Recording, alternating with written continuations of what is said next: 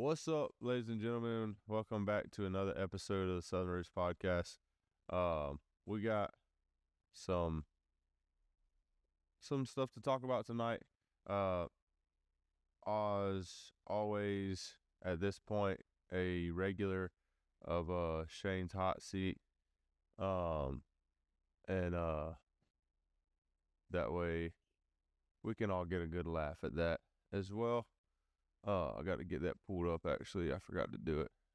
But before we get into all that, Seth, you want to plug social media real quick? Yes, sir. We have a Facebook page, a YouTube channel, a TikTok, and an Instagram. You go like, follow, subscribe, give us some interaction. It'll be greatly appreciated. Yeah. All right. Well, first things first, I guess, we can talk about me and Shane shot, golly, probably 200 or more. Oh, at least we started shooting. We got back here at like 12:30. It started shooting at about 1. Yeah. Shot till 2. Came and watched like a 40-minute YouTube video. Wait and started shooting again. And pretty much shot till dark. Or I'm about to say we shot for about an hour then. And then we took a little break. Started shooting again. And when we were about to wrap that up, Seth walked over. So then we just continued to shoot. Yeah. Until it was, by the time we walked inside, it wasn't nothing but like 20 minutes after daylight. Yeah. It wasn't, it was a lot, I can tell you that. And if anybody knows from shooting, bows, you start shooting that much, boy, start feeling it in the old shoulder. Oh, by the end of it. So the last part that I shot, we had, what was it, 14 arrows, right? Yep. For my bow. Mm-hmm. Shot 14 straight times. That was like a, what do they call it? Like a high intensity training Yeah. workout. Yeah. No kidding. Freaking pulling back 70 times, 14 straight times, and trying to hold it steady. That group was not a very good group. Yeah. Because we were shooting them in like groups of 3 and 4 most of the time. Sometimes I would not have a very good group and I'd sling an extra 3 down there or whatever. But it was pretty consistently just 3 or 4. And so by the time I pulled back that 4th time, I was like, I got 10 more of these things to throw down there. Yeah. It was a lot for sure. I'm sure my form drawing the bow back did not look ideal. Probably not. My daggone bow, boy, I swear. Every time I shoot that joker, it seems to have a problem. The last time I shot my bow, the sight was about to fall off. I got home, tightened it up, got over there to Shane's. This was the playoff game for Georgia Ole Miss. Is the last time I shot my bow, so that was New Year's Day. So Saturday, I went out there and was shooting. I tightened it up when I got home that night, or the next day, whatever. Was shooting Saturday out there. Got it back kind of pretty dialed in. Shooting. I'm like, I kept, about the last 2 or 3 rounds I shot. I was like, dude, something looks weird through this sight, man. Like, I'm seeing something that I'm not normally used to seeing. And my groups are starting to get all over the place. We were just kind of chalking it up to fatigue because we had been shooting a bow for hours at this point. Like, and the breaks we were taking was like 5, like when he says short breaks between, like it was like 5 minutes. Like we wouldn't even leave where we were at. Like we wouldn't even go anywhere. We just stand out there, lean up against the buggy, talk bullcrap for a second, and then somebody pick a bow up and we start shooting again. So like I was just chalking it up to fatigue. Like I wasn't holding the bow quite right or something, and just whatever. And I was like, whatever, I'm gonna shoot one more round. If it's still like this, I'm just gonna be done for the day because I'm just tired. We shoot that last round.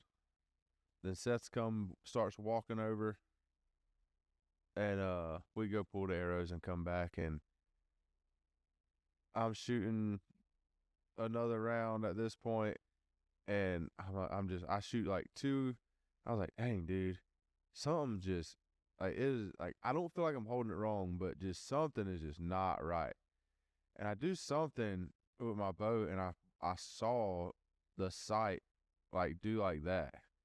I was like, what the heck is that about? So I grab it and wiggle it, and sure enough, that mug's about to fall out again. And I'm like, dude, this freaking sight. I was ready to throw that bow again.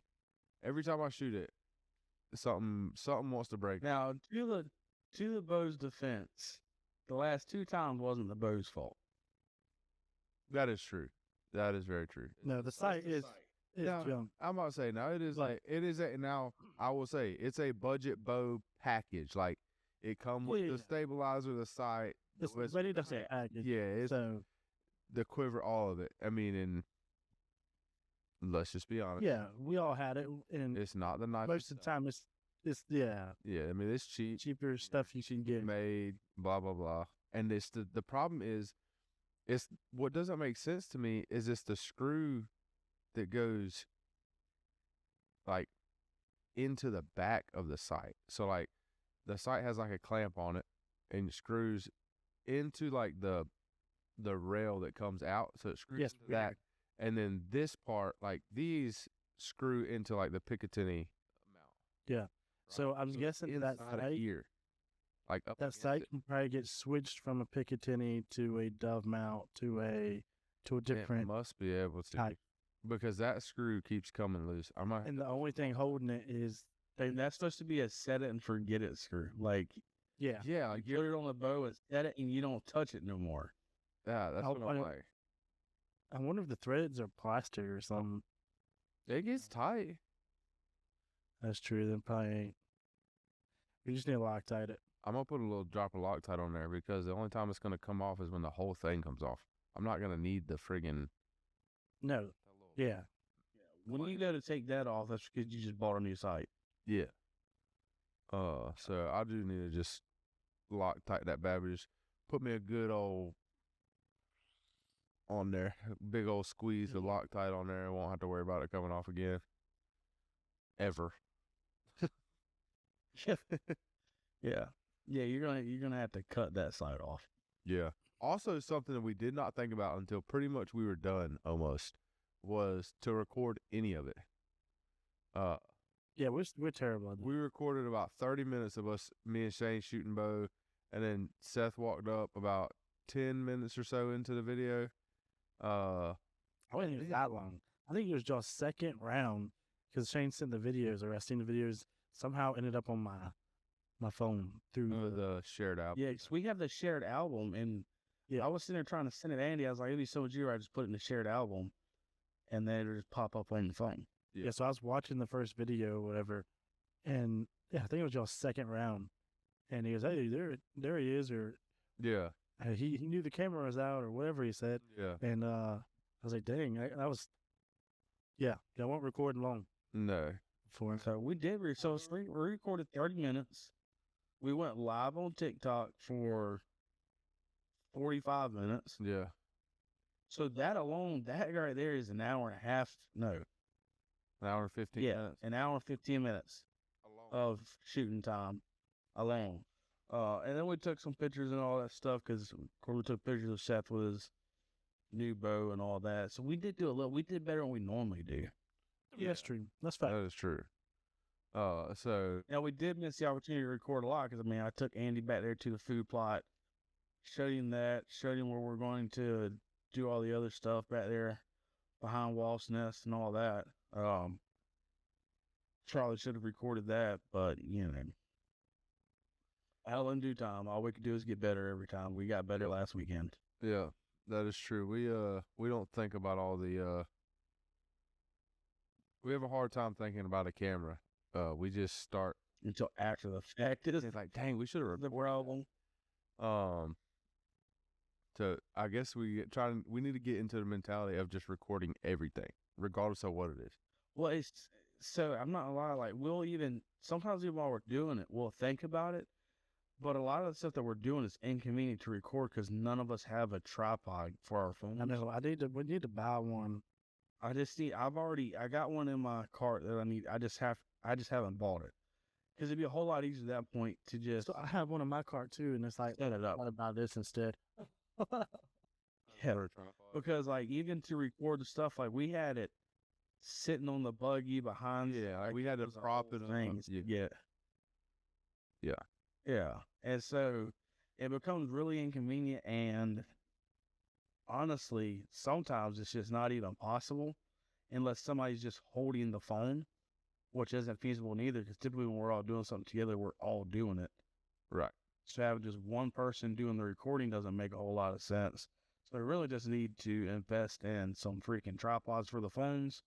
And the mics. So then we eliminate that excuse. Yeah. The problem is we have 3 people, and every No, I got one in my cart that has it's 4 mics. oh, is it?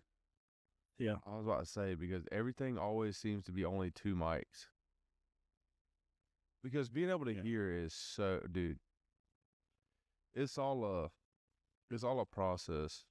And then like I have 2 15-minute videos on my phone that I need to edit and turn into TikToks or Reels or whatever.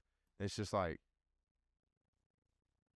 I have to sit there and go through I have to watch every bit and then stop, write down what time it is, come back. Like, it's just a lot to get into it. People don't think about, that's for sure. Facts. So, but hey, if you're gonna make it work, you got to do it. For sure. But yeah, so which apparently, so you got a new bow, Shane, last week. We talked about that. And somebody else has apparently gotten a new bow. Yeah, so I got that new bow, and of course everybody saw my old bow. That's essentially like a beginner can get set up for kids. Yeah. And so Seth came over and we tied on the Bowmar nose button, changed the air rest and all that stuff on the bow Friday. And so I went outside to go mess with it. And I was going to set up that other bow for the kids. I was going to lighten the draw all the way up, as light as it would go, and adjust draw leads and all that. So just see if they could pull it back and then kind of get them shooting. And I was like, well, let me ask Courtney if she wants to shoot. And so I measured her, and her draw length was already good for that bow. Because I went an inch up. Her draw length is 26 inches. Yeah. She is right at 26. She might be a little less, a little more. And so I messed with the draw weight until she was comfortable to pull it back. And we went outside Friday. Yeah. And I let her shoot, got it to where she was hitting the target. And she shot like 10, 15 times and lost one arrow. It was getting dark, so we went and looked for the arrow, came inside. I was like, so how'd you like it? She goes, I mean, I enjoyed it. I was like, all right, well, we'll just start setting that bow for you. You can shoot it a couple of times and see if you like it and kind of go from there. And so Saturday when we were shooting, I was like, hey, do you want to come out and shoot? She's like, yeah. She ended up getting busy, totally reorganizing the pantry. Come outside and like starting to cook dinner and all that stuff. Come outside. Yeah, she came outside. She came outside. She's like, honey, I need to go get some baskets. I was just like, okay. Didn't ask what for or anything, because I knew it didn't matter. Yeah. And Andy was like, well, what kind of baskets? You want some like wicker baskets? And she's like, yeah, I mean, that's fine. And the other day I said, look, buddy, unless you have them in the car right now, it doesn't matter, because she wants the baskets. No, she's in the middle of something whatever it is, and she needs them now. She's not waiting till tomorrow, next week, or anything. And she goes, you know me so well. And he's like, I was just trying to know. I said, I get it. I just knew it was, there wasn't, I said, I might still get the wicker baskets from you, because she might like those better, but she's going to go get something to work for right now. And so she struck off to Dollar General. What she's doing, we got some shelving for in the pantry, and she wanted to do the whole putting it in, taking everything out of the box and putting it in baskets on the shelf. Yeah. So it's one of those things. It's like, I could care less. It doesn't matter to me. It's whatever makes her happy. It's whatever. Yeah. And then she came back. She gave me a mini heart attack. She's like, these baskets were 50, and just kind of stopped for a second. It's like % off. I was like, that was a terrible time to pause at 50. Like, literally, I just spent $50 a basket, or like, what was going on here? Yeah, so she didn't get to shoot Saturday because she was doing all that. So we got up Sunday, and she did at one point in time. I was like, why you never come outside? She's like, well, I made it to the door with the bow, and it looked like y'all were doing recording, and so I did. I was like, well, I mean, you should just come out there and shot. It wouldn't have been a big deal, but whatever. So Sunday after church, we came home, we ate. And I was like, what do you want to do? She's like, well, I want to go outside. I was like, okay, well, what do you want to do outside? She's like, well, I want to go shoot the bow.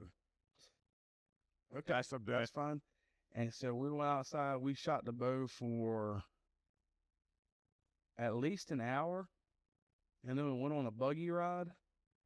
And we came back and we shot for another hour and a half. Dang. Just slinging arrows. I'm talking about Sunday, she put every bit of 75 to 100 arrows through that bow. Really? That's a lot. Yeah, that's a lot. Yeah. Like, and she didn't want to stop. She just started, to get fatigued. Yeah. And if she wasn't getting good groups, and she was starting to get a little frustrated, I was like, look, I mean, this is a new learning thing. Yeah, the muscles. Never shot a bow until literally 2 days ago. She had never shot a bow until 2 days ago at this point. And so I was like, you're going to come out here some days, and it's like you can't hit the broadside of a barn. And it's just, whenever you feel like that, just go inside, hang it up, and come back out the next day. Which I should probably take my own advice and give her sometimes, because I'd be getting just pissed sometimes when I'm out there. Frustrated. But I'm also trying to protect, like, her still enjoying it. Yeah. Like, I can get frustrated. Like, that drives me to want to do it more. If I'm doing bad at something and I get frustrated, but I want to go and do it more, I just want to make sure she continues to enjoy it. Yeah. So, trying to talk her off a ledge, she got a lot of me in her, which is, that could be fun sometimes. Yeah. Oh. Never. And so she finally, after her last group, she had 2 good arrows. And my last group was really good. My last group was, I think I sent y'all a picture of my last group. It was the best group I shot all weekend. Because I was like, I'm ending on that group right there.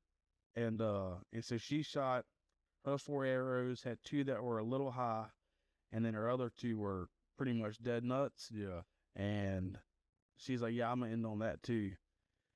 And so then we came inside and we were talking about other bow stuff. And so now I have a pink thumb release in my Amazon cart that I got to order. She went to Walmart the other day to go get, to pick up her prescription. And, you know, she's a girl. So what she do, she walks through the clearance section. What she do, she calls me. They got all kinds of bow stuff on the clearance section. Like, she's like, they got this one pink release, and I was like, well, before you buy a release, FaceTime me. And it was a wrist release. Like, you're not gonna want a wrist release. It's gonna feel like it's pulling your wrist out of socket. Yeah. And then she was like, well, look at all these arrows. You just got weak wrists, like we do. Yeah, I mean, maybe, but I just feel, I mean, I don't like the way it feels, and then the way it sits and it pulls on it, it's just an uncomfortable thing. Yeah. But then she'll show me the arrows and all that stuff. I was like, look, because I'm going to Wildcat tomorrow to get all my stuff tuned. Get them look at the timing and see if they can fix the peep twist on it. Which the peep twist ain't that big of a deal. I just do that by every 4 shot. I need to just turn it just a little bit. Yeah. And so I told her, I said, I'll look at arrows whenever I go there so we can get, I mean, we don't have to be great arrows by no means, but we can get some decent arrows cut to your draw, and then I have the box and because these are just loose arrows. That way I have the box, and then as you need more arrows, we can just keep ordering the same arrows over and over again. So, Well, really? Yeah, that's. and then then she sent me some video on Facebook of shooting a bow. And I was like, grief, like this bow bug's really Mitchy has it. She's like, well, I just wanna get good at it so I can go and get me a super cute one. So she's already like looked at bows that's got like purple cams on it with purple strings and all kinds of stuff. I put it this way, we're probably gonna be buying her a bow before I go and buy me another bow. It's probably what's gonna end up happening at this thing. But like I told her, like she wants to go and play golf with me one day. I was like, I'm all for it. Like anything I enjoy doing, Yeah. if you can enjoy doing it, it's even better for me because now I don't feel bad about going and doing the stuff because you can just go with me. Yeah. Like if you don't like golf or you don't like hunting and I go and play golf or I go and hunt or whatever, and you're always at the house, then it starts to feel bad. So if I can just go ahead and combine it all, Yeah. it's even better. So it's like she gets into bow hunting, it becomes a whole lot easier to say, hey, why don't we go to this place and bow hunt this public land and just rent a cabin? That's a long shot, brother. I don't know. I don't know. This way. There's only one way to find out. I mean, that's true. That's very true. But I just think I mean, there's people that do it. So I'm like, putting in the I done told her, I said, public land hunting grind that it takes.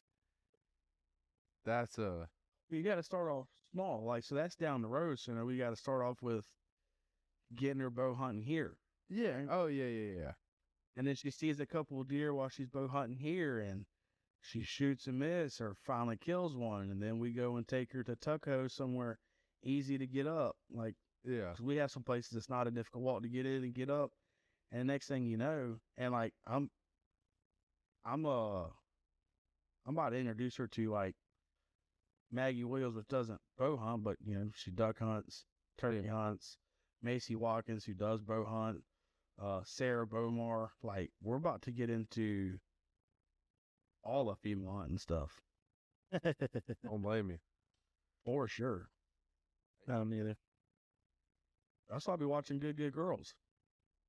You turn that on in the living room. Should be watching that. These girls golfing. Yeah, they smoke me like. Oh my God, they'd kill all of us combined. That's the thing. That's the thing about like golf and hunting, right? Like, it becomes difficult for a woman to go and play a man one-on-one in basketball or football or Yeah. Stuff like that. But like golf and hunting is the ultimate equalizer. Yeah. Well, hunting, there's like, whether you're a guy or girl, like it has nothing to do with if the animals can get close or not. Nothing to do with that.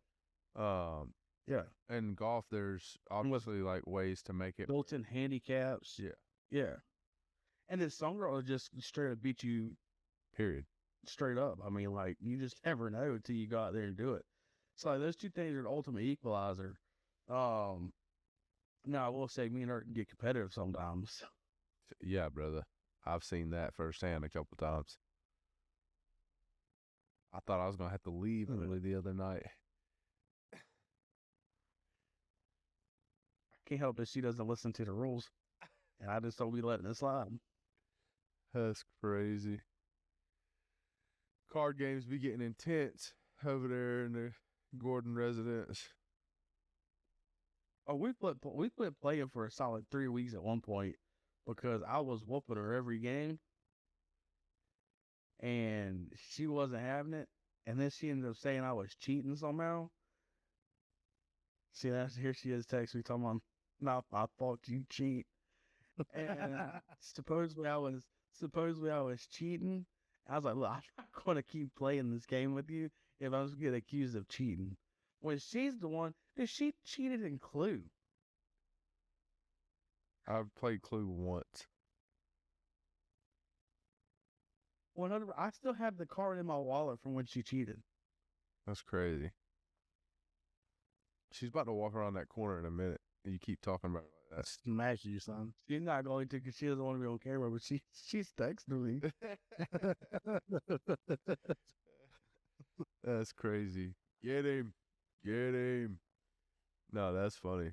Hey, So, you know, we got a little bit of competitiveness over ain't here. nothing wrong with that. It's helping the competitiveness. Yeah. But yeah, the bow stuff that's exciting. That's a lot. We did a bunch of bow shooting, a little bit of everything with the bow this weekend. We'll try and go. I think going live when we do stuff is going to be a good idea. We'll try and do that more often too. We didn't even think about it until Seth walked up. He's like, "I'm surprised y'all didn't go live." And we're like, me and Shane look at each other like, "God, we totally fumbled the bag on that." Well, we thought we did good by just recording it. Yeah, no kidding. So, but, so y'all look out for that stuff for sure. Do you want to go into the Shane's hot seat, or do you want to go into the other stuff that we had as a possibility to talk I don't give a hoot. It don't matter to me. about? There's only one thing I remember that we said was a possibility to talk about. Yeah.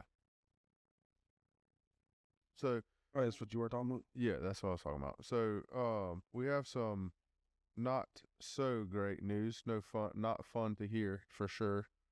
For anybody with any type of animals or pets or anything like that, it's never fun to see them go.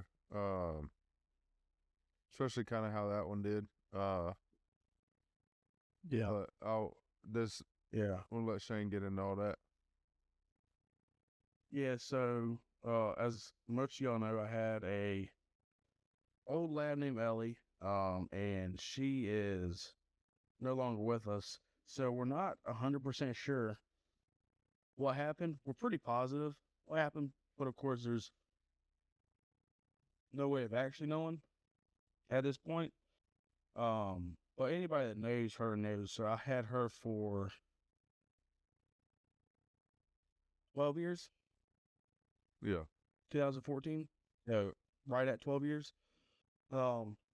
She was bonding when the hips were going out on her. I mean, I've watched her literally just 3 weeks ago. Well, I guess it's probably been longer than that. She's been going for 2 weeks. So probably 4 or 5 weeks ago. She don't even get up out of her kennel. And it took her a good 30, 45 seconds to actually be able to stand up. So she just wasn't doing the greatest, but she, being out here was really good for her because it was like a second burst of energy when we moved out here.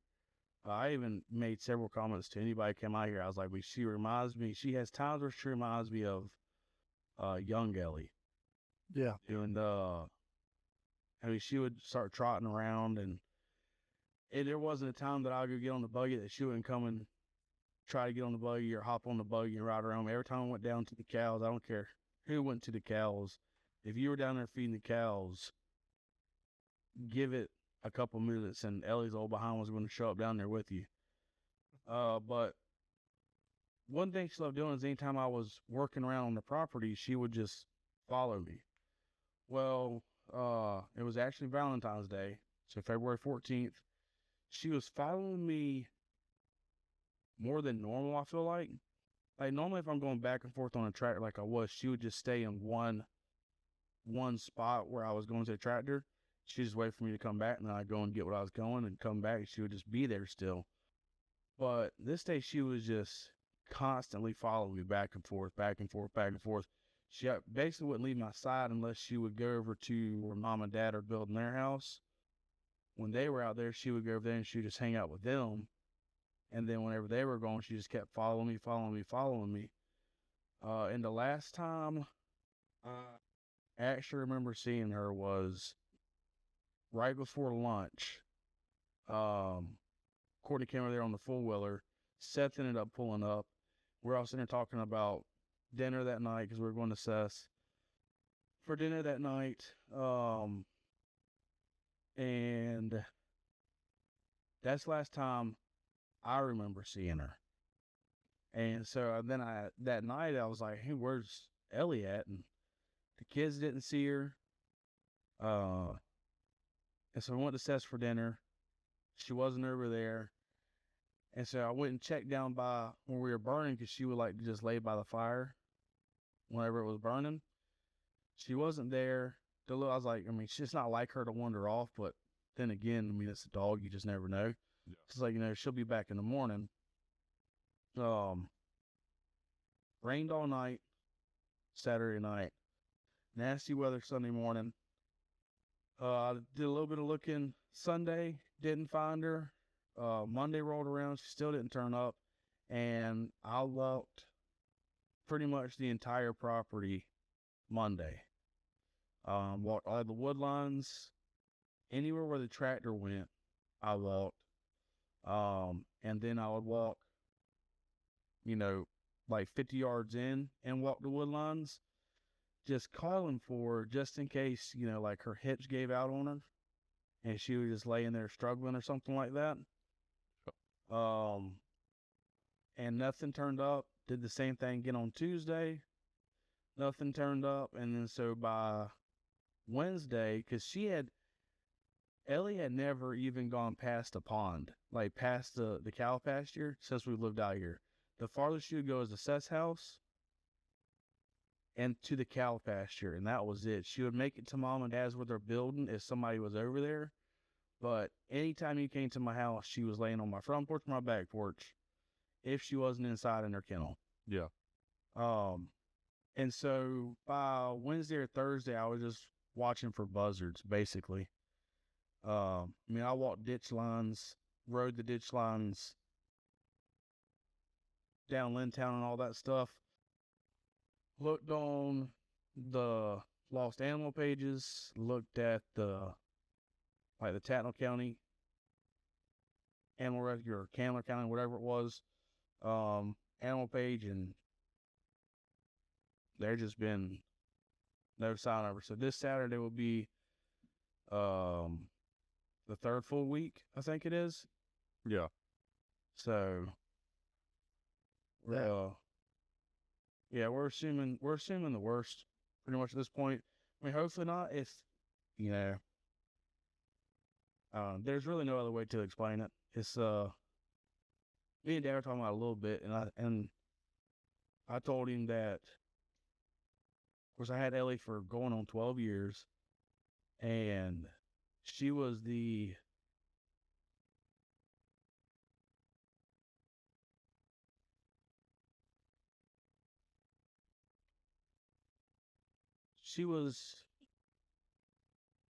in my adult life like the one constant. Yeah. So I got her when I lived at mom and dad's, and then I moved out with my buddy Steven. She wanted me there. Moved to the house on Cedar Drive. She was there. Moved to my buddy's house, and she was there. Had to move back in with mom and dad for a little bit while we were trying to buy a house. She was there. Springfield, she was there. Then we moved to Bloomingdale, she was there. And then of course she ended up making it out here. And so, like Dad said, I mean, I guess the good thing is at least she made it out here where I plan on being for the rest of my life. So yeah. Yep. That's cool, but that's it's never fun, that's for sure. That's why I told Brittany. I said, I mean, that's the only dog I can think of that I've known from puppy to the end. Like, and actually was around a lot. Oh, yeah, I got her at 8 weeks old. I mean, I got pictures of her. I got pictures of her that big, you know. I mean, I got pictures. She's got Rusty, which of course you don't know nothing about him, Andy, but he died in 2015. So the first Christmas I got her in November, so I took her over there at Christmas because he loved dogs, and so I got a picture of him holding her and all that stuff. I mean, of course, she's been there. My kids are growing up and everything, so it's a bittersweet thing. Like I said, like I'm glad she made it out here. For one, it gave her a new life. A little bit. Yeah, I mean, like even She thoroughly enjoyed it out here. I haven't seen her as active as she had been the last 3 months. Cute. I mean, Been around. I mean, I've been around for 8, almost 9 years at this point. Yeah. Yeah, something like that. Maybe 10 years. Close to it. Yeah, something like that. But like, I mean, these last 3 months is the most I've seen her. Like, she's been. I mean, whenever he was in Bloomingdale's, I don't know if Ellie's gonna make it much longer. She's like, she just seems rough. Yeah. Well, he brought her out Yeah, I here. mean, she was just laying it around. Here. Yeah. She's. Well, and like I knew the end was coming. Like anytime she would start running, it didn't matter who I was with. If I saw her running, I always stopped where I was like, look at her. Mm-hmm. You know, I mean, she went from, yeah, I mean, pretty much not doing any running, I didn't think she was going to make it out here. I really didn't. To the point that I had brought her out here, obviously, to Seth's house, and she always seemed to enjoy it. I had contemplated asking Seth if he would take her until I could get out of here, just so she could roam around. I knew she wouldn't go anywhere, but didn't do that. So I am glad she made it out here because she was a totally different dog when she got out here. You know, whether she knew that her time was coming to an end or, I mean, maybe. I feel like that's what it was, especially that last Saturday. Like when you look back on stuff afterwards, you always think about stuff. She always followed you around, but she had never followed me around to that extent. Yeah. Yeah. I think she knew that it was probably coming and just wanted to be right there. Yeah. That's one thing that does kind of suck about dogs. Like, they can't say, hey, I'm about to go over here. I'll see you later. Like, bye. You know what I mean? Like, you have no idea. Yeah. Like, they're just doing their thing, and they just walk off, and you never know that, like, that may have been the last time you get to see it. I mean, at any point. I mean, Ruger is seemingly perfectly a healthy dog, right? But you never, like, who knows? You know what I mean? Like, they can't tell you, hey, I'm hurting. Oh, it can have some flip. Yeah. I mean, trust me, I dealt with that with Rose. I mean, like, she was perfectly fine. A month later, she's dead. Like, I mean, It's so crazy. and there's just no way to know. By the time you know something's wrong with them, it's too late. Like, there's nothing you can do. Yeah. A lot of times, for sure. Yeah. Yeah. So, yeah, it's never easy. Dogs are loved a lot more than people who don't have dogs or say that, like, dogs are, how do I say this? People who don't understand the love people have for dogs are crazy to me. Like, I mean, yeah, they are animals. I get that. But, I mean, there's a lot of time and, spent and care given. And, I mean, all kind of stuff. Like, people. Well, you've heard me say it 100 times on this podcast. Dogs are the only thing that truly love unconditionally. Like, if you think about it, dogs are the best example of Jesus' love. Yeah. You know what I'm saying? Like, so yeah, I mean, let's say, which pets in general, like, I'm not a cat guy by any means, But I don't bag on people whenever they have a hard time with any pet death. I mean, it's especially like cats live a long time, so you can get a cat when you're 2 years old, and that cat see you get married and all this other stuff, and you take it with, and so yeah, that's it's just a consistency, like I said, I mean, all my moves, 2 kids, a divorce, all that stuff, right? Yeah. And the one constant from I graduated in 2014. In May of 2014, November 2014, I got Ellie. So my entire adult life up until now, she's been around. Yeah. So, that's just a lot of, I got a video of her retrieving her first duck. All that stuff. Her laying on the couch cuddled up with Raylan when she was a newborn.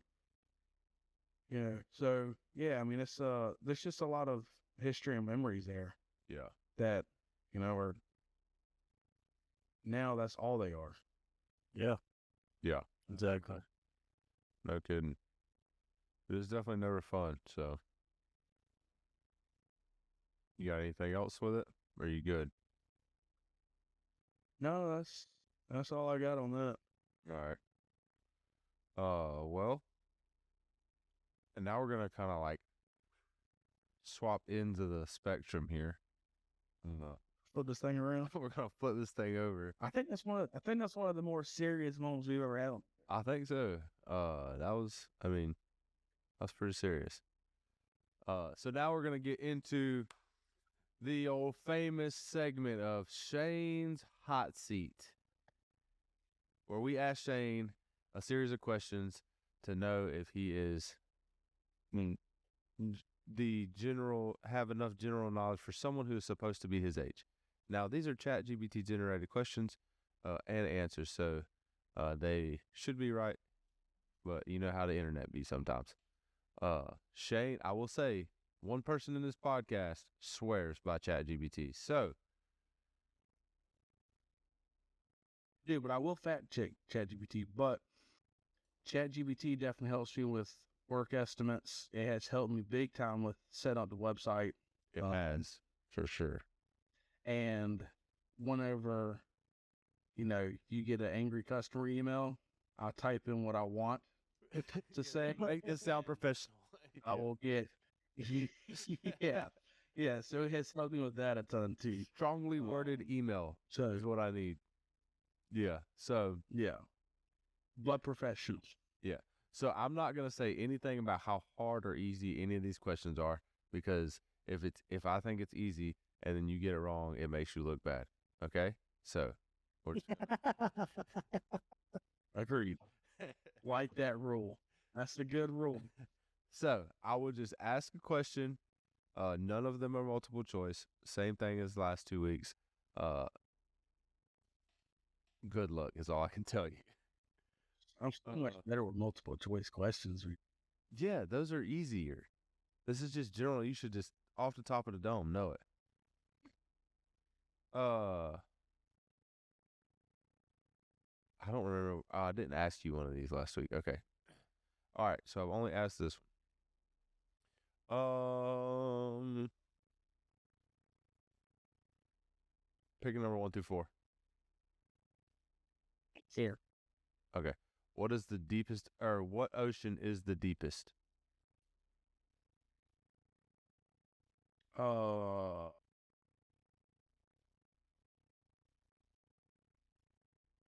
for one, I got to remember all the oceans.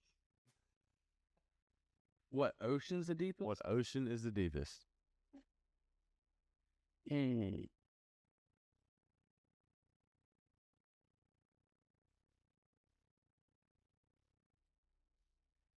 It's the Mariana Trench. I just don't know what ocean it's in. That's very specific. I have no idea if that's right or not. I'm pretty sure it's the Mariana Trench. I just don't know what ocean it's in, dude. All right, so I'm going to and I hope I'm saying Mariana Trench correct. But I think that's the deepest part of the ocean. I just don't know which ocean it's in. If it is in the correct ocean, I'll give you the answer. If that is the deepest part. If that is the deepest part. So, the Mariana Trench is the deepest oceanic trench on the Earth, located in Western Pacific Ocean. Pacific Ocean was the correct answer. We're gonna give him the answer on that. We'll see how the test goes. We may give Mariana Trenches. I'm like, I mean, Yeah, because I ain't never heard of that. I thought that was impressive. I was like, this guy's talking crazy. All right. so what's bad is at first I almost said Mediterranean Sea because I knew that it started with an M, Oh yeah. but I was like, it's not a sea. It's something. Trench is the deepest part. I couldn't have even begun to tell you what ocean it was in. The Pacific. Western Pacific Ocean is where that is at. All right. So we got history. Give me 1 through 3. 3.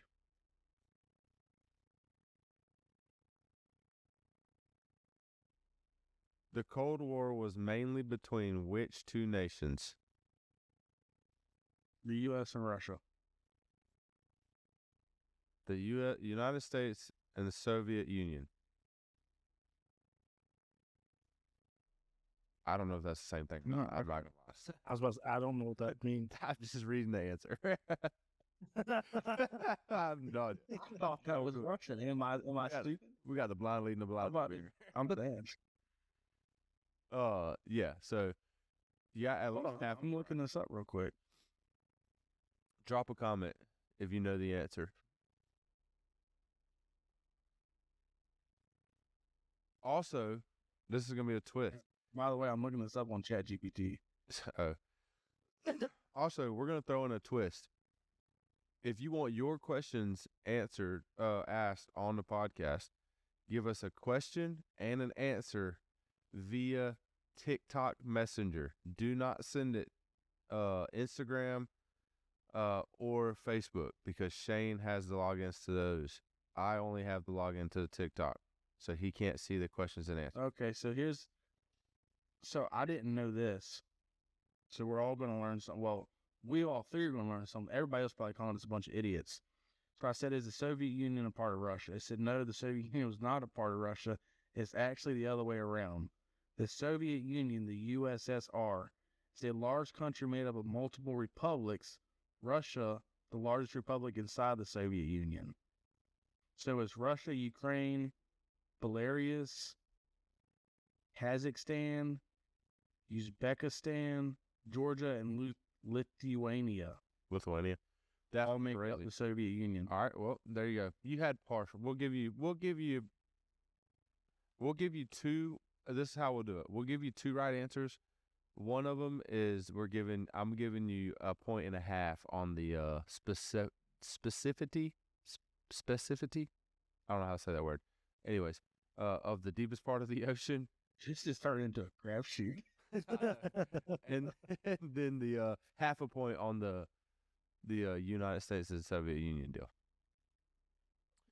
All right. So I'm not gonna lie, I just never looked it up. I've always been confused why they're like the Soviet Union this, Soviet Union that. I was like, this whole time, my entire life, and I probably learned this in school, I'm sure. I always thought it was Russia. I thought it's just what they call like their military or something. I mean, you were in school. Not until 8th grade. I was not. Your answer. I had more public school. I had more public school than I did homeschool. Yeah, but you don't learn like real history stuff till high school.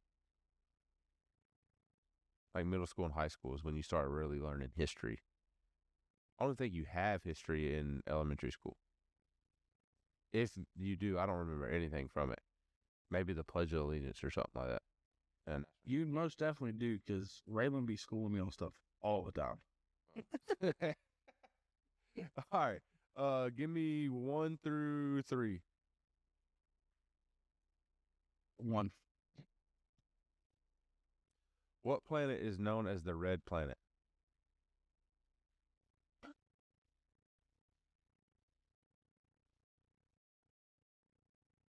Mercury? No, Mars. Venus? Oh, okay. Yeah, you should just accept it and just going. Shit. Eventually you get it right. Pluto. That's not a planet anymore, apparently. All right. 1 through 4. 3.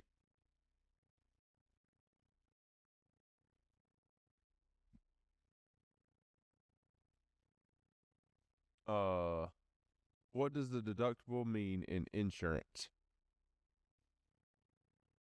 Brother, if you get this wrong, that's insane.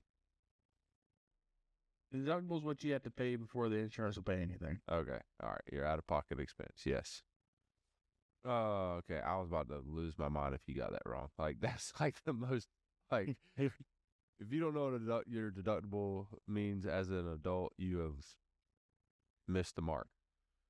Well, to be fair, I have never had an insurance claim my whole life. That's what I was going to say. What if you just never had an insurance claim at all? You know what I mean? Yeah, but you still should know that. You've never been taught that. Yeah, honestly, the only reason I told Hey, this is your deductible if something happens. You're like, all right, I signed here anyway, so I ain't gonna be able to get it. I mean, that's true. Yeah, the only reason I know is from doing HVAC work. People that go through like their warranty companies, they have to pay a deductible. Because I've never had an insurance claim on anything. I heard that. All right. 1 through 3. Keep getting the 3s right. Let's go with 3. I think it's the last one, ain't it? Yeah, I think so. Yes, it's 5. Yeah, we're gonna go ahead and do. this is I'm gonna do another one because we got a couple minutes to spare. But, okay. What streaming platform created Stranger Things?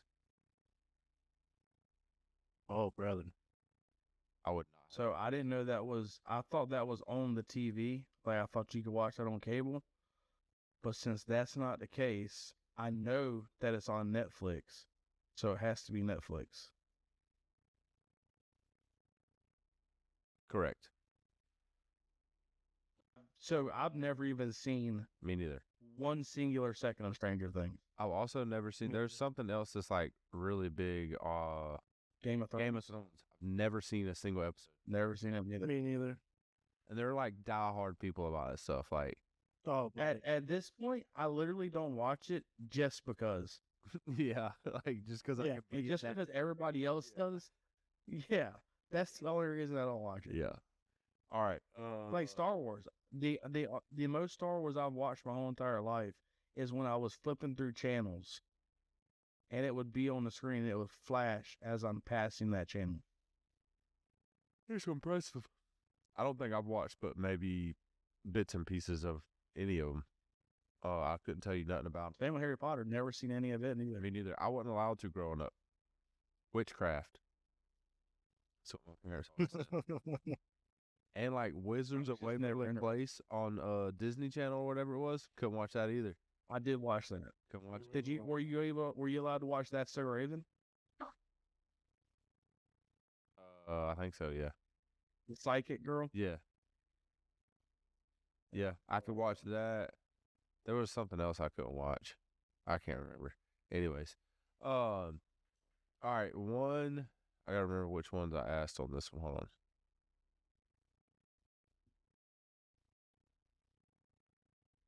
One through 4. 3.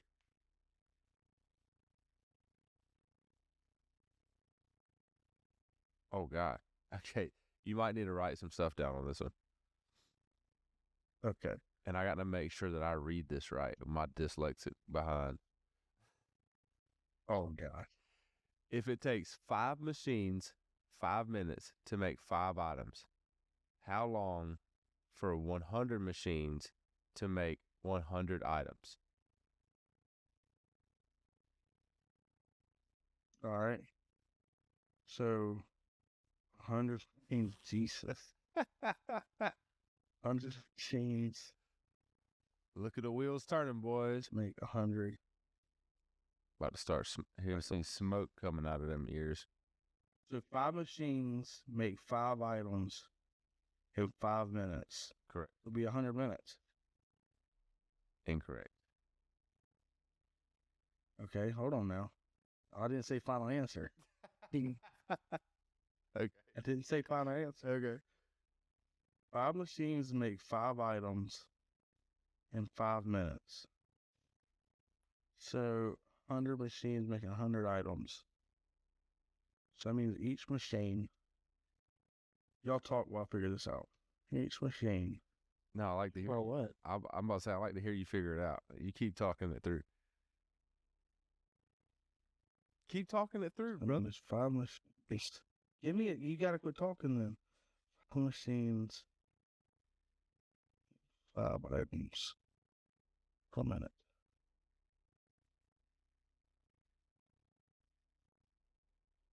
PD. So to make 100 items for 100 machines.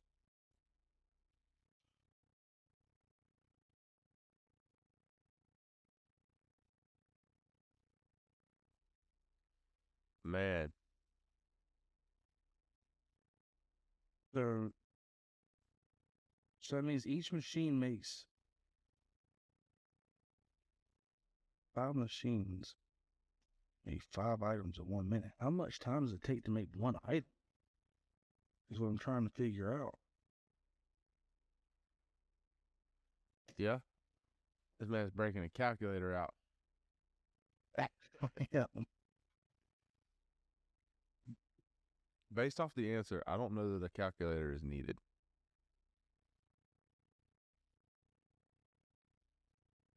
It may not be, but sometimes it's just working through Hey, I got it. the problem here. Yeah. And just so everybody sees, so we don't get the cheating accusations. look it going. up. I mean, I will. We will. That way we can see everything now. Yeah. We know that he's not looking up the answer.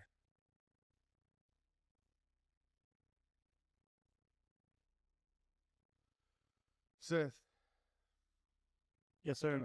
I feel like, but it can't be correct. I feel like that means it's making an item per minute, right? No. Because it's 5 machines making 5 items in 5 minutes. Yeah, so it's an item per minute. Correct? With that, yes. So if you have 5 machines that make 5 items in 5 minutes, that means each machine makes 100. Because each machine makes a item per minute. So it would still take 5 minutes. Correct. He worked it through. Fix your camera where I'm not looking at your boobs. Yeah. And you told me that I was crazy for thinking I need a pen and a pad to figure this stuff out. No. Final answer, by the way. Yeah. I know a lot. That one's kind of tricky because at first you're like, I see what they did there. Yeah. That was a good one. That was a good one. I see what they did there. All right. Good deal. Well, before we get out of here, you want to plug social media real quick, Seth? Yes, sir. We have a Facebook page, a YouTube channel, a TikTok, and Instagram. Y'all go like, follow, subscribe, give us some interaction. It'll be greatly appreciated. Also, if you want your questions featured in the Shane's Hot Seat, send us a DM on pretty much any of them because Shane doesn't check any of that stuff. I'll figure out how to see it. I guess I can see it. So, anyways, with that being said, this has been another episode of the Southern Roots Podcast. I'm Andy. I'm Seth. And I'm Shane. Remember, always keep those Southern roots.